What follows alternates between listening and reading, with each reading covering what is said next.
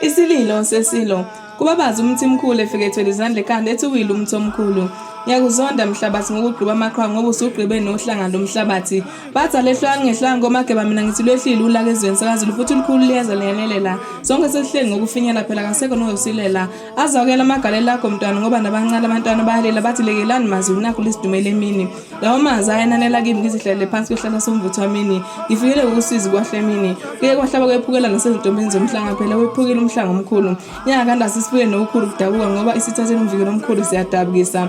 Mazulu sukumane ithathe imkhonto nifuna umkhondo. Kuzuzwela usiza kusasa iziphela usephumula umsizi.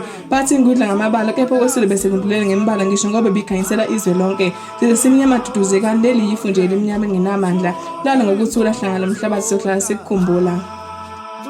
Uyile umthi omkhulu, ushilo umntu omkhulu, usendulele kulo babamkhulu. Sasala dengwane isizwe sakaZulu, ngokukhothama kwengonyama kodwa noma usukhotheme kuwena sohlezi sikhothama. Sizwe simnyama, sikhungethwe yife limnyama, lishonile ilanga, lishonele ilanga, lashonele emini. Sasala semanzini, ngokukhothama kaBhejane phuma esiqiwini. Sasala dengwane, singumtshingo bethobani. Konke lokho akukholakala ungathi inganekwane phela kunzima ngisho ukwamkela ukuthi usushiye ngempela. Kodwa laluphumule ihlanga lomhlabathi sokutshala ubuwele kaMhlabathi. Kakade vele umuntu oyebunjwe ngomhlabathi. Thina siyawaza amagalela akho nezimfundiso zakho. Umoya wobumbano uyohlezi uphile esizweni sakho. Laluphumule isilo samabandla uyibekile induku ebandla.